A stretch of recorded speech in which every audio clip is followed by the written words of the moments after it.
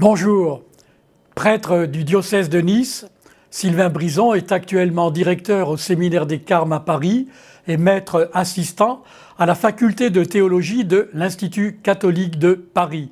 Au mois d'avril 2020, sa thèse de doctorat a été publiée aux éditions du Cerf dans la collection Cogitatio Fidei, Réfléchir la foi. De quoi s'agit-il ? Sylvain Brison nous fait découvrir le théologien William Cavanaugh, laïc, professeur à l'université DePaul à Chicago, USA. Cavanaugh a longuement vécu au Chili durant la dictature du général Pinochet. La réalité de la torture y était courante, d'où le sujet torture et Eucharistie, à savoir comment l'Église catholique au Chili a réagi face à un régime dictatorial banalisant la torture et la disparition soudaine de citoyens. Et pourquoi l'Eucharistie ? Parce que Cavanaugh nous rappelle qu'en célébrant l'Eucharistie, nous célébrons aussi le supplice et la torture de Jésus crucifié. C'est la dimension sacrificielle de l'Eucharistie.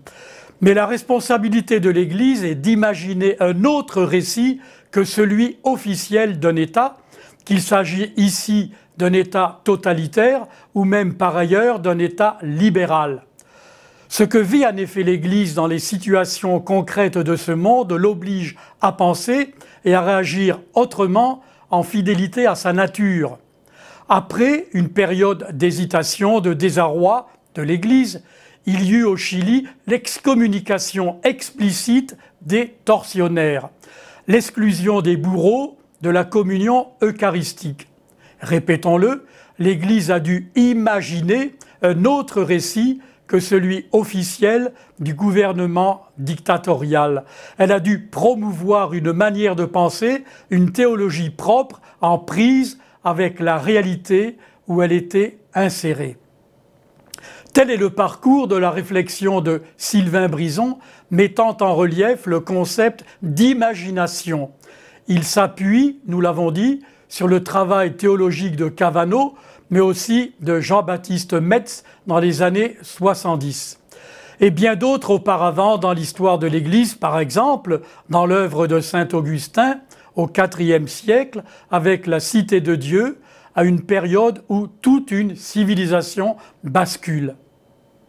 À notre époque, ce rapport de l'Église au monde de ce temps a été particulièrement réfléchi au Concile Vatican II, ainsi que par les papes contemporains. Actuellement, le pape François est très attentif à la géopolitique.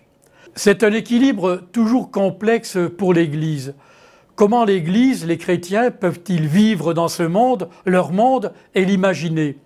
S'ils l'ignorent, le refusent, ils se mettent complètement hors jeu. S'ils s'y impliquent, sans repère évangélique, ils risquent de s'y déluer, de s'y perdre. Il est pourtant impossible de vivre ailleurs que dans le monde tel qu'il est. C'est bien là que le chrétien vit l'engagement de sa foi. Dans tous les cas, nous rappelle l'auteur, il y a des histoires humaines diverses. Il n'y a cependant qu'une grande histoire de l'humanité et elle se déploie dans l'histoire du salut. Car dans toutes nos tragédies, le péché du monde, le nôtre, le Dieu de Jésus-Christ incorpore toujours le mystère de la rédemption. Ce rapport de l'Église au monde s'enracine dans l'Eucharistie. À partir de ce vécu eucharistique, les disciples de Jésus, l'Église, ont la responsabilité de participer à la transformation du monde en vue du royaume de Dieu, c'est-à-dire l'Évangile vécu dans le monde de ce temps, le nôtre. D'une lecture exigeante, le travail de Sylvain Brison est revigorant dans cette période bien bousculée, tragique même, de l'Église et du monde. Merci, à la prochaine fois.